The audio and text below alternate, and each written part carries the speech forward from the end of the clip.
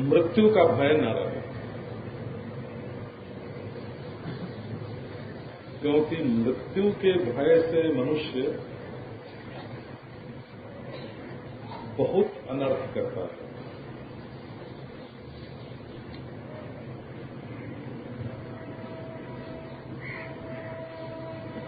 तो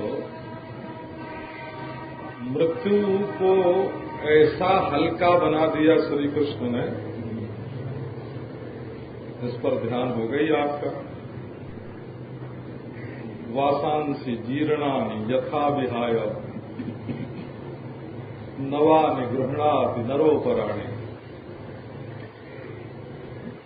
जैसे कपड़ा बदलना है वैसे ही शरीर बदलना है, और जैसे पुराने वस्त्र को छोड़कर नया वस्त्र धारण करते हैं, वैसे पुराने शरीर को छोड़कर नया शरीर धारण करना है। मृत्यु कोई इतनी महत्वपूर्ण घटना नहीं है कि उससे बचने के लिए हम रोएं, चिल्लाएं, दुखी हों। यदि मृत्यु का भय जीवन में न रहे तो अनेक अनर्थों से हम बच सकते हैं। तो धर्म का मूल यही है। इस जीवन के पहले भी हम थे, इस जीवन के बाद में भी रहेंगे। जन्म और मरण, ये तो जीवन में जैसे और अवस्थाएं होती हैं वैसे ही अवस्था हैं। देहिनोस्मिन् यथा देहे कौमारम यौवनम जरा तथा देहांतर प्राप्तिर धीरस्तत्र नमुच्यते। धीर पुरुष को मृत्यु का भय नहीं होता है, मोह नहीं है। शरीर का मोह नहीं है तो शरीर की मृत्यु का भय है। जैसे शरीर में बचपन आता है, बाल्यावस्था आती है, जब यौवन अवस्था आती है, जवानी आती है, बुढ़ापा आता है, वैसे देह जीर्ण शीर्ण होता है और एक देह छोड़कर दूसरे देह में चले जाते हैं। अच्छा, जो लोग यह नहीं मानते कि जन्म के पहले भी मैं था और मृत्यु के पश्चात भी मैं रहूंगा, वो लोग जन्म के पहले और मृत्यु के पश्चात क्या मानते हैं? उनको कुछ प्रकाश है कि अंधकार ही अंधकार है? यदि अंधकार ही अंधकार है तब तो वो अज्ञान में भटक रहे हैं। सारा जीवन अज्ञान मूलक हो गया यदि पहले और पीछे नहीं मानते हैं। सनातन धर्म की एक बात आपको सुनाऊं। 7 वर्ष का मैं था तो मेरे पिता का श्राद्ध होता था। ब्राह्मण पंडित करवाते थे वो, क्योंकि मैं था अकेला, मेरे दूसरे कोई भाई नहीं थे।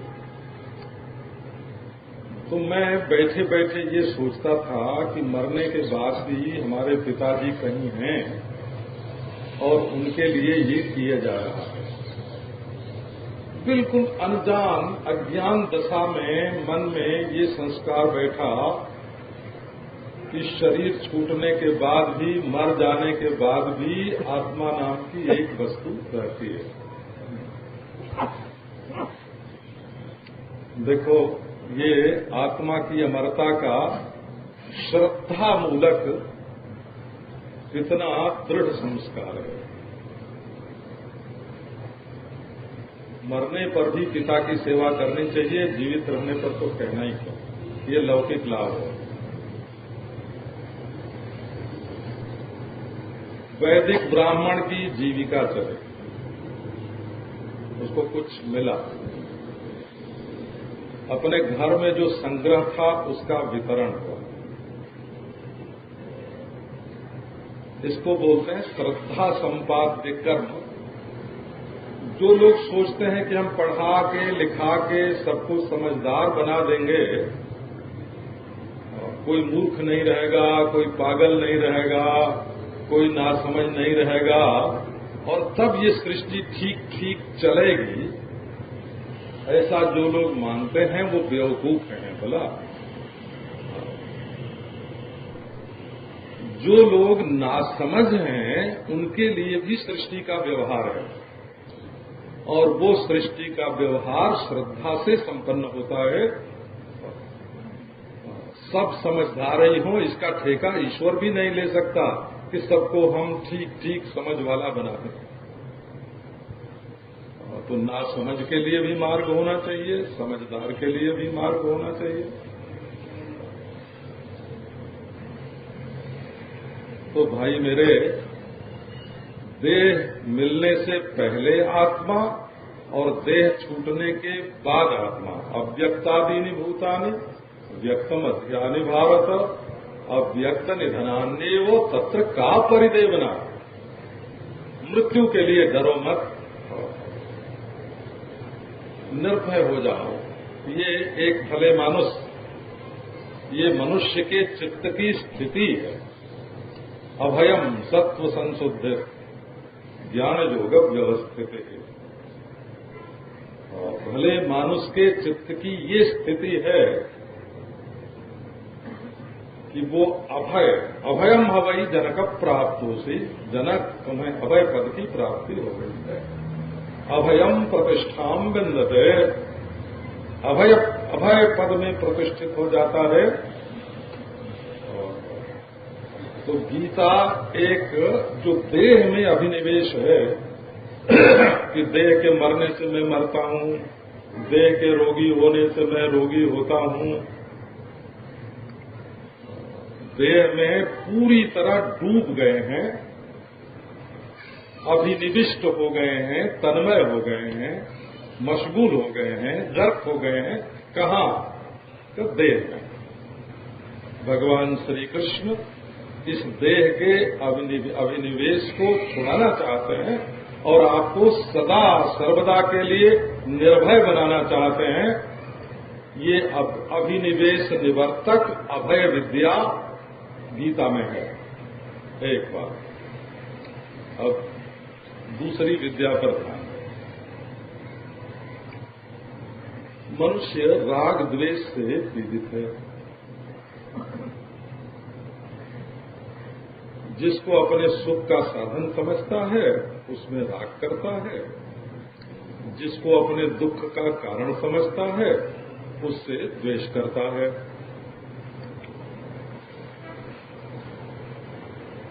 ये नाना नानी के संस्कार से भी होता है, दादा दादी के संस्कार से भी होता है, पूर्व जन्म के संस्कार से भी होता है। बाल्यावस्था में जैसा संग मिलता है उससे भी होता है, खान पान से भी होता है, पढ़ाई लिखाई से भी होता है। यादृशान सन्निविशते यादृशांश्चोप सेवते, यादृगिच्छेच्च भवितुम तादृग भवति पुरुषा। जैसे लोगों के बीच में उठता बैठता है और जिनको अपने से बड़ा समझ करके उनकी सेवा करता है, और स्वयं अपने मन में जैसी आकांक्षा होती है, जिस जीवन में महत्वाकांक्षा नहीं होती है उसकी उन्नति का मार्ग अवरुद्ध हो जाता है। तो आप किस ढंग का बड़ा होना चाहते हैं वो आप देख लो। महात्मा होना चाहते हैं कि राजनेता होना चाहते हैं कि बड़े सेठ होना चाहते हैं कि बड़े विद्वान होना चाहते हैं, किस दिशा में आपको जाना है? आपके अंतःकरण में सजातीय समान धर्मा के प्रति राग होगा जिससे सुख मिलेगा उससे राग होगा और जिससे दुख मिलेगा उससे द्वेष होगा। राग माने मोहब्बत हो। आजकल राजनीति में जैसे भाई भतीजा बात बोलते हैं ना, है?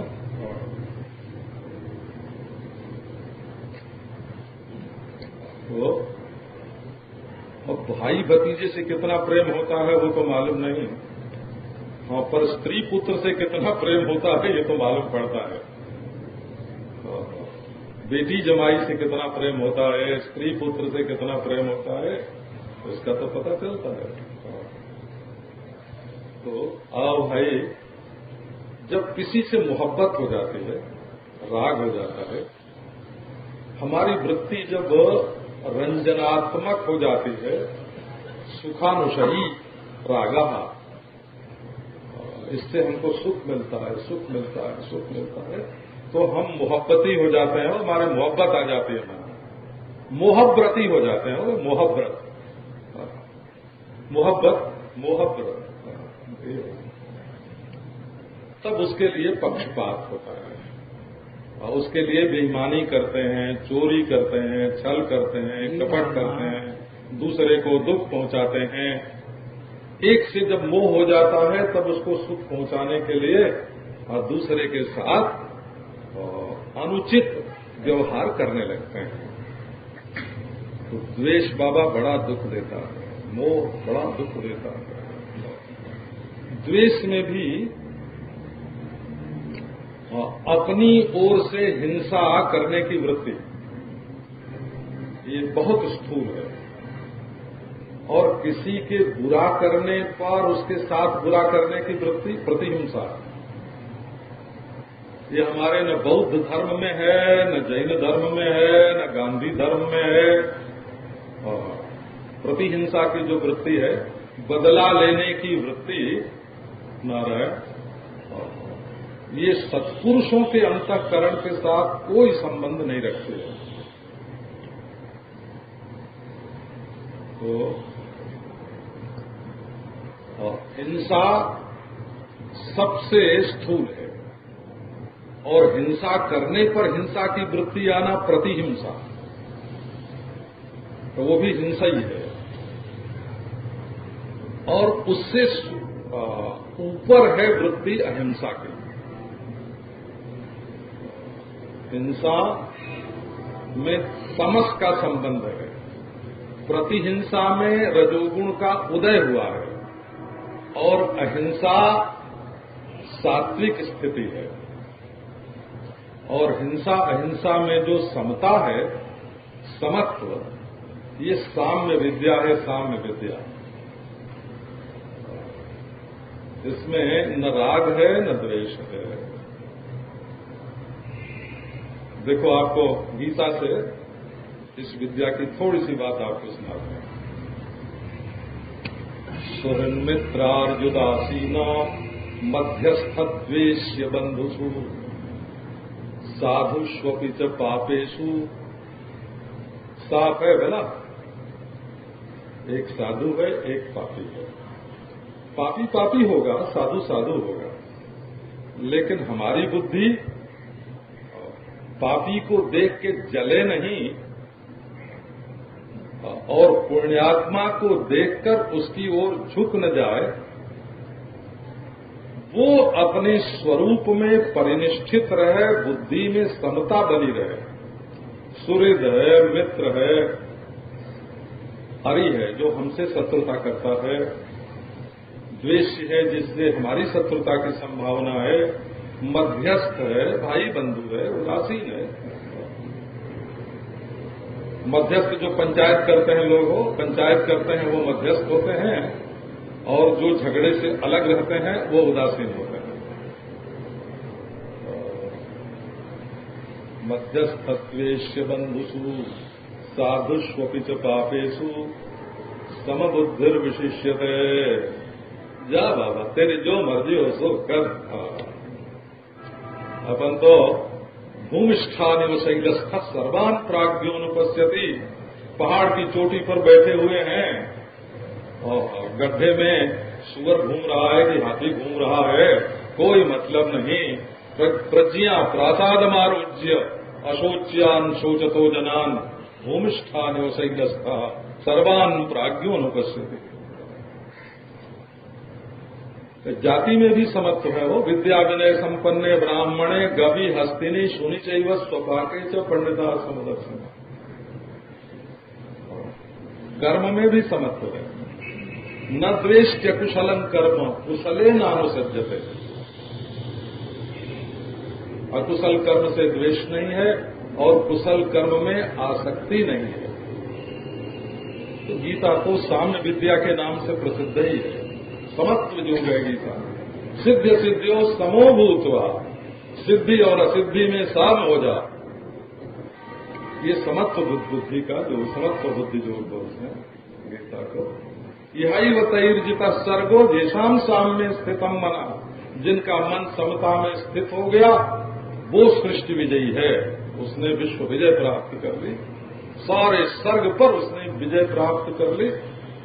जिसके हृदय में समता आ गई।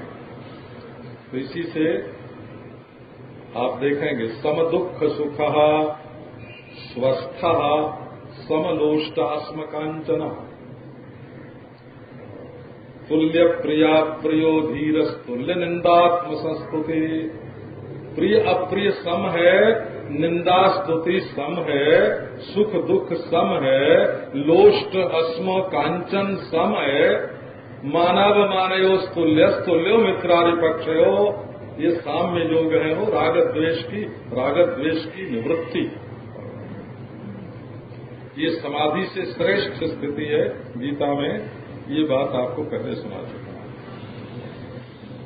आत्मौपम्येन सर्वत्र समम पश्यति जोर्जुन सुखम वा यदि वा दुःखम स योगी परमो मतः। समाधिस्थस्तु योगी भवति अयम तो परमो योगी भवति। जो समाधि में स्थित है वो तो योगी है। और जो सुख में दुख में दूसरे के सुख में दुख में मिलकर सुखी को देखकर सुखी हो रहा है, दुखी को देखकर जैसे हमको ही दुख हुआ हो ऐसा मानकर दुख के निवारण में प्रवृत्त हुआ हो। भृशम भवति दुःखता व्यसनेषु मनुष्याणाम भृशम भवति दुःखता। राम के गुण का वर्णन है। जब वो किसी को दुखी देखते हैं तो उस दुखी से भी अधिक दुखी हो जाते हैं। बोले ये क्या गुण है बाबा? ये भी कोई गुण है? एक आदमी रो रहा है तुम भी बैठ के रोने लगे। बोले नहीं, बच्चे का कंगन खो गया तो रोने लगा। बच्चे को जितना दुख हुआ उससे ज्यादा दुख मां को हुआ, क्योंकि बच्चे को कंगन की कीमत मालूम नहीं थी और मां को कंगन की कीमत मालूम थी। तो बच्चे को जितना दुख हुआ उससे ज्यादा दुख मां को हुआ। बच्चा कंगन को ढूंढ नहीं सकता, परंतु मां कंगन को ढूंढने का लौटाने का प्रयास करते थे। तो रामचंद्र जब किसी दूसरे को दुखी देखते हैं तो उससे भी अधिक दुखी होकर उसका दुख मिटाने का प्रयास करते हैं। जब किसी में दोष दिखा हो तो ज्यादा सहानुभूति का पात्र वही होता है। दोषी को मारो मत, दोषी के प्रति सहानुभूति प्रकट करो।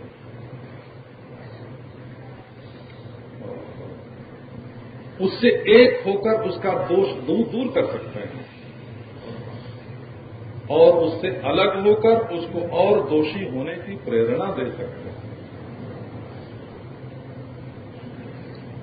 ऐसी बढ़िया बात रामायण में आई है, वाल्मीकि रामायण में। जब विभीषण आए ना भगवान की शरण में, ये ईश्वर विद्या है, वो ईश्वर विद्या, शरणागति विद्या, अस्मिता को निवृत्त करने वाली विद्या, अहंकार को दूर करने वाली विद्या। तो सुग्रीव ने हेतु दिया, दुष्टत्वात् विभीषणो न ग्राह्य, दुष्टत्वात् प्रभु आप विभीषण को ग्रहण मत कीजिए क्योंकि ये दुष्ट है।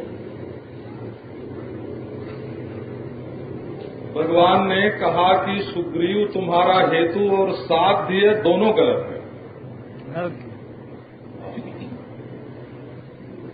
दुष्ट को हम नहीं ग्रहण करेंगे तो और कौन ग्रहण करेगा? हमारे त्याग में दुष्टता हेतु नहीं हो सकती। इसलिए तुम दुष्ट होने के कारण यदि इसको त्याज्य बताते हो तो दुष्टत्व हेतु भी अशुद्ध है और न ग्राह्यत्व जो है साध्य का वो भी अशुद्ध है। हनुमान जी ने कहा कि प्रभु विभीषणों ग्राह्य अदुष्टत्व, विभीषण को आप ग्रहण कीजिए, ये दुष्ट नहीं है। भगवान ने कहा कि तुम्हारा साध्य तो ठीक है, ये ग्रहण करने योग्य है, परंतु अदुष्टत्वात् जो हेतु है वो अशुद्ध है। क्या हम अच्छे अच्छे का ही ग्रहण करेंगे? तब दुष्ट बेचारे कहाँ जाएंगे? क्या दुष्ट आके हमको भी दुष्ट बना देंगे? और हम दुष्ट को शिष्ट बनाने वाले हैं। दुष्ट की दुष्टता से हमको कोई डर नहीं है। इसको बोलते हैं शरणागति, ईश्वर विद्या हो।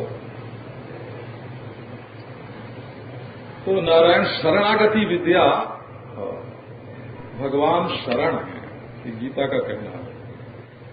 एक दिन आपको सुनाया था, बुद्धौ शरण अन्वेषा, बुद्धि की शरण लो। अब आप देखो वहां संकेत, बुद्धि की महिमा तो है ही, बुद्धिं तु सारथिं विद्धि। भगवान ने कहा कि बुद्धि की शरण लो। तो अर्जुन ने उपनिषद पढ़ी थी वो पहले, आत्मानं रथिनं विद्धि शरीरं रथमेवतु बुद्धिं तु सारथिं विद्धि। बुद्धि तो जीवन रथ का सारथी है। बोले हमारे जीवन रथ का सारथी कौन है? अरे ये तो यही है, लेकिन उस समय स्पष्ट नहीं हुआ। फिर भगवान ने बताया कि मैं ही शरण हूं, गतिर भर्ता प्रभु साक्षी निवास शरणम सुरेत, मैं शरण हूं। फिर भी बात ध्यान में नहीं बैठी। अरे तमेव शरणं गच्छ, ईश्वर की शरण में जाओ। फिर भी बात ध्यान में नहीं बैठी। माम एकम शरणम व्रज, ये शरणागति विद्या इसको बोलते हैं। ये अपने अस्मि को, अस्मिता माने अस्मेर भाव, अहम अस्मि अहम अस्मि अहम अस्मि, मैं दृग वस्तु का दृश्य के साथ तादात्म्यापन्न हो जाना, और दृष्टा का दृश्य के साथ एक हो जाना, एक सा हो जाना, इसको अस्मिता बोलते हैं। नारायण बोले ये शरणागति ईश्वर विद्या है। यदि आप ईश्वर के बारे में विचार करोगे तो आपका जो अहंकार है,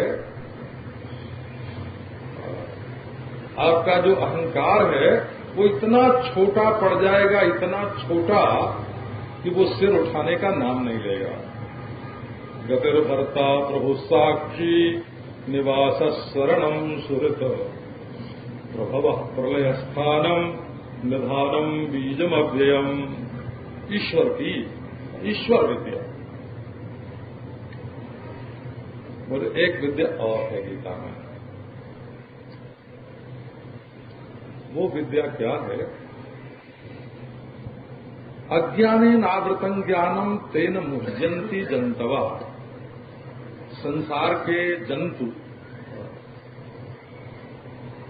प्राणी, मनुष्य, तब तक उनको जंतु कहते हैं। वो केवल जन्म लिया उसने। जन्म का जो फल है, जीवन की जो सफलता है, वो उसको नहीं मिलेगी। जायते इति जंतु, केवल जन्म नहीं उसके हाथ में रहा। मां तो केवल मेव जौवन वनच्छेदे, कुठारा है। मैं बेटा के रूप में पैदा हुआ, मेरी माता बुढ़िया हो गई। तो सिर्फ अपनी मां को बूढ़ी बनाने के लिए ही मेरा जन्म हुआ। जीवन में कोई सफलता प्राप्त करने के लिए मेरा जन्म नहीं हुआ। तो ये जो अज्ञान का अंधकार है, जब तक ये परम पवित्र, जब तक ये परम प्रकाश ज्ञान प्राप्त नहीं होता,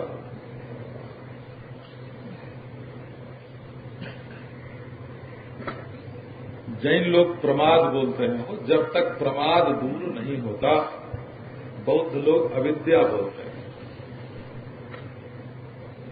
जब तक ये अविद्या दूर नहीं होती। अविद्या ही शब्द है उनके यहाँ। नैयायिक लोग मिथ्या ज्ञान बोलते हैं, मिथ्या ज्ञान।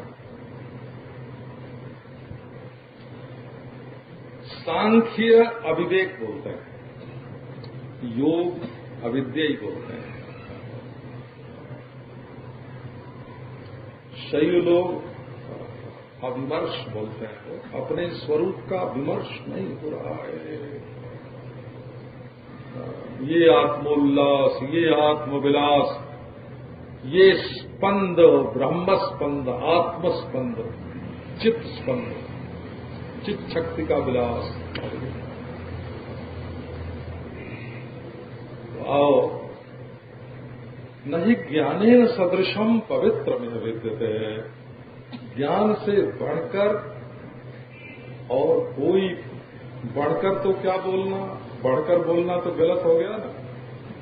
नहीं ज्ञानेन सदृशम पवित्र में विद्यते। ज्ञान की बराबरी का, बढ़कर कहां से होगा? ज्ञान की बराबरी का पवित्र कोई दूसरा नहीं है।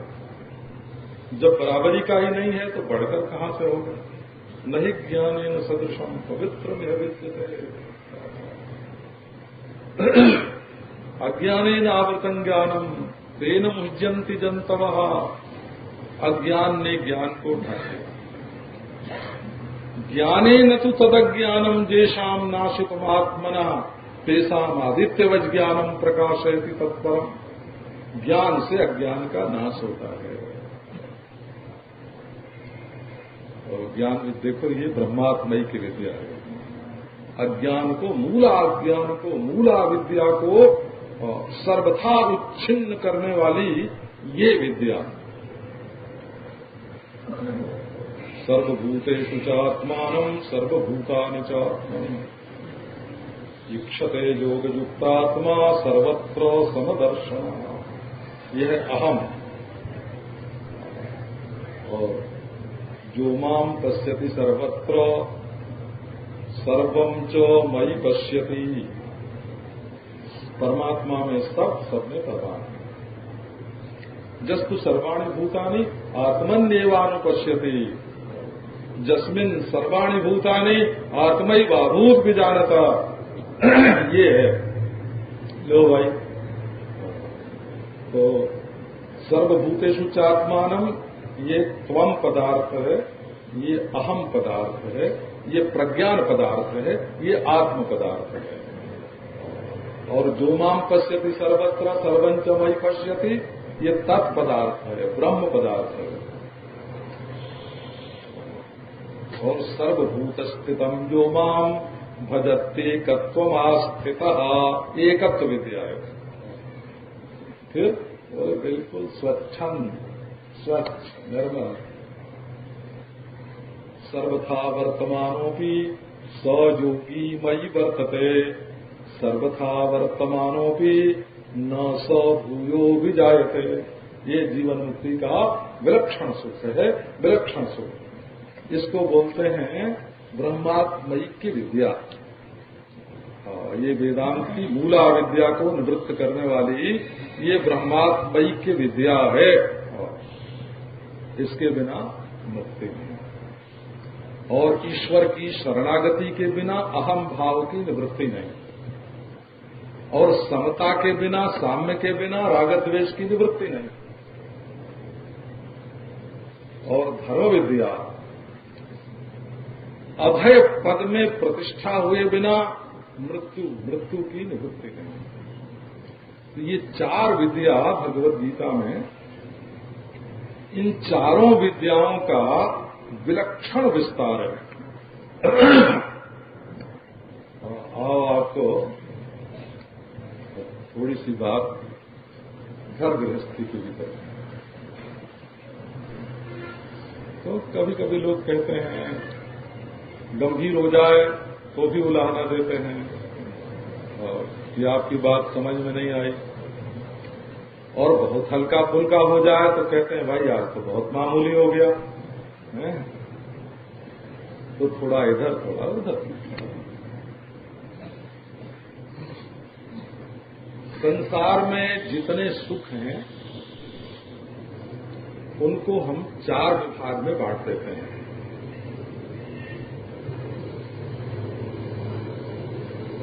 एक तो होता है अभिमान सुख, जैसे हमारे पास इतना धन है, व्यंक बलांश इतना है,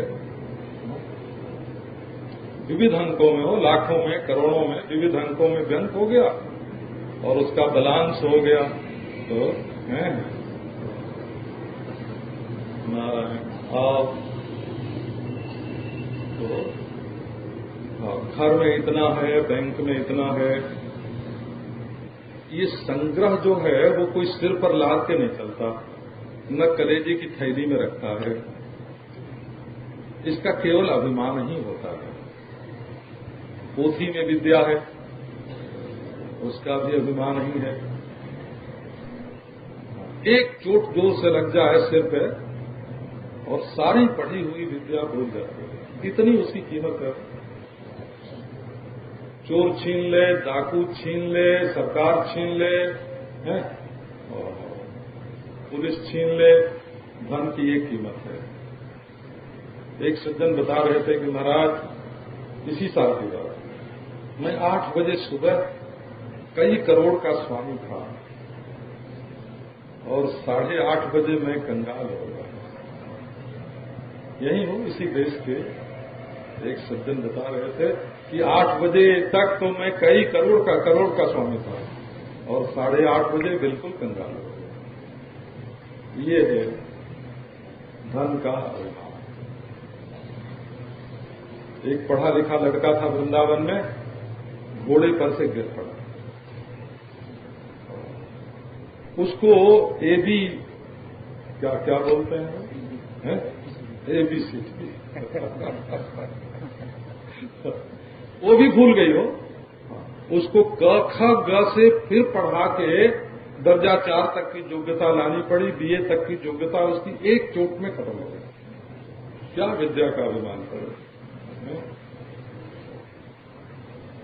और महाराज जानबूझ के लोग एक पेग पीते हैं,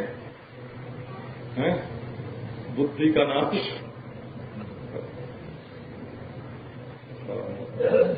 गाली गलौज करते हैं, आपस में मारपीट करते हैं, अनाप शनाप बोलते हैं, जो नहीं बताना चाहिए सो बता देते हैं। जहर शरीर का नाश करता है और नशा बुद्धि का नाश करता है। तो बुद्धि का अभिमान, विद्या का अभिमान, धन का अभिमान, और कुर्सी तो ऐसी उलटती है कि पूछो ही मत। ये तो कुरसिका जो है ना, कुरसिका माने एक तो रसिक प्रेयसी होती है, रसिक प्रेयसी, वो जीवन भर निभा देती है, और ये कुरसिका है महाराज वेश्या।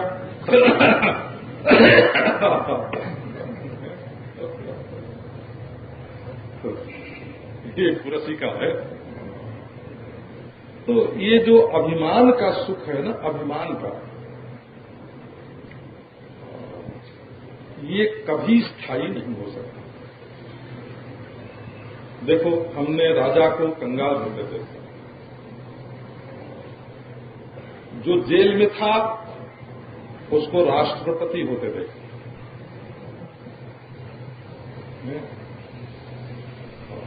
और जो बड़े बड़े मिनिस्टर थे उनको जेल में जाते देखा। ये तो सृष्टि है, इसी का नाम सृष्टि है। काहे का अभिमान? एक होता है सुख, दूसरा सुख अभिमान का सुख, फिर भोग का सुख। भोग का सुख ये दूसरा सुख है, वो क्षणिक सुख होता है। जब तक भोग की वासना में वेग है, जब तक उत्तेजना है, जीभ है, दूसरी इंद्रियां हैं, थोड़ी देर भोग भोगती हैं, सुखी होती हैं, फिर उद्वेग हो जाता है। खाते खाते पेट भर जाता है, खाना खत्म हो जाता है, रुचि बदल जाती है। भोजन समाप्त होता है, पेट समाप्त होता है, रुचि समाप्त होती है, और उस सुख मिलने का जो अभिमान है सो भी सुषुप्ति में समाप्त हो जाता है। आगमात आइनो नित्यास्तांस्ति तिक्षस्व भारत अनित्यम असुखम लोकम इमं प्राप्त भजस्व दुखालयम अशाश्वतम। क्या भोगानुभुक्ता है भोग का जो न ददाति न भूंगते तस्य तृतीया गतिर्भवति। दान नहीं करोगे, भोग नहीं करोगे, नष्ट हो जाएगा। अब देखो एक तीसरा सुख है, गीता में है ये सब हो। एक होता है मनोराज्य का सुख, का अभी तो नहीं है, कल होगा, परसों होगा, अगले साल होगा। छलकते रहते हैं, छलकते रहते हैं। इदमद्यमया लब्धम इमं प्राप्स्ये मनोरथम इदमस्ति इदमपि मे भविष्यति पुनर्धनम। आशा पाश शतैर्बद्धा कामक्रोधपरायणा ईहन्ते काम भोगार्थम अन्यायेनार्थ संचया। ये मनोराज्य का सुख है। वो ख्याली पुलाव पकाते हैं, ये होगा, ये होगा, ये होगा। थोड़ी देर के लिए मन मीठा हो जाता है, थोड़ी देर के लिए मन मीठा होता है। और जैसे कोई कुमारी मनोरथ करती हो, ऐसे स्वस्थ सुंदर विद्वान पुरुष से हमारा विवाह होगा, धनी से ऐसी मोटर होगी, ऐसा बंगला होगा। मनोराज्य तो बहुत जोड़ा, और पता नहीं बाबा कहाँ मन बह गया। एक भिखारी के लड़के से प्रेम हो गया, सारा मनोराज्य बह गया।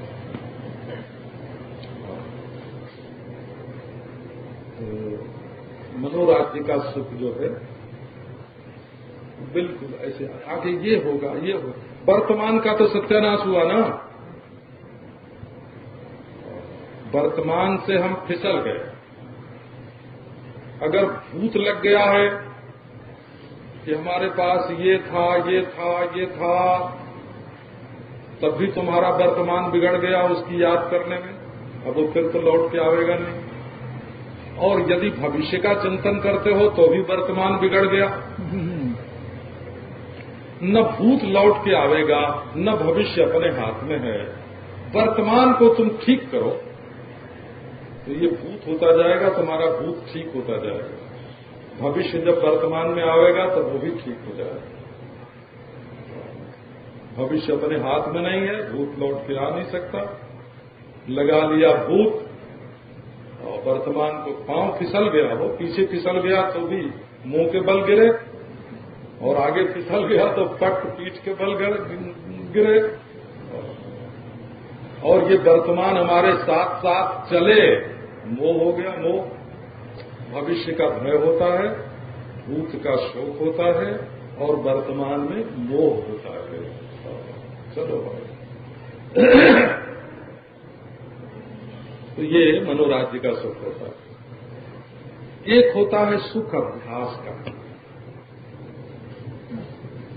अभ्यास माने आदत पड़ जाती है। हमारे गांव में एक पहलवान थे, बुढ़े हो गए थे, 2000 दंड बैठक रोज करते थे जवानी में। जब बुढ़े हो गए तो उनके एक एक जोड़ में दर्द हो गए। हम बोले बेटा यहाँ आओ, कहाँ? तो देखो डंडा लेके हाथ में, डंडा के सहारे खड़े हो जाओ हमारे शरीर पर और पांव से पीटो।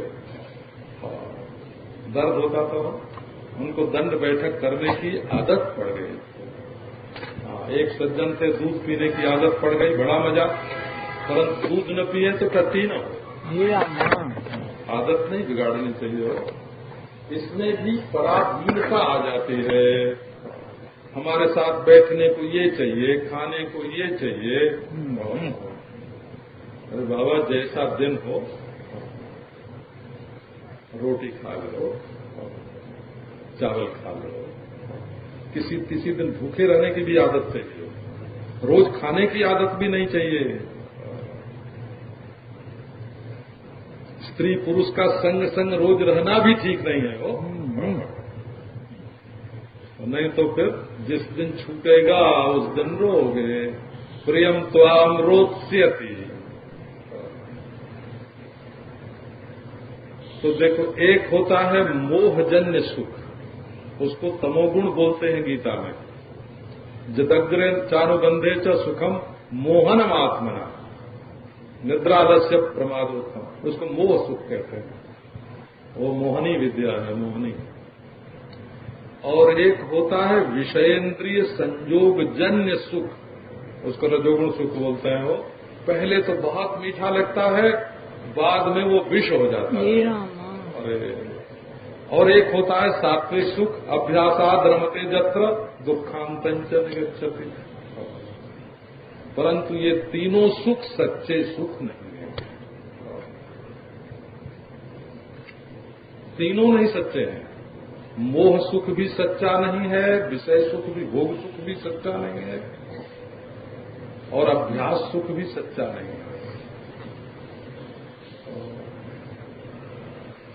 महाराज, हमारे वृंदावन में लोग आते हैं तो पहले पूछ लेते हैं कि अंग्रेजी ढंग का शौचालय है कि नहीं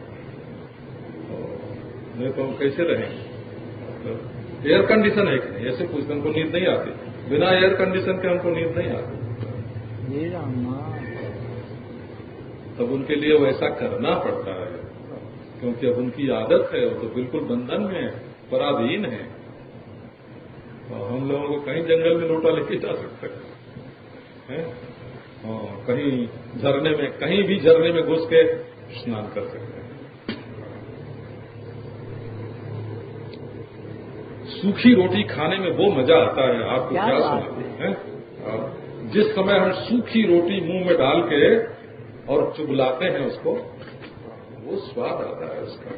जब हमारे मुंह का पानी उसमें मिल जाता है तो तुम्हारे पूरी में, तुम्हारी सब्जी में, तुम्हारे लड्डू में वो स्वाद नहीं आता है जितना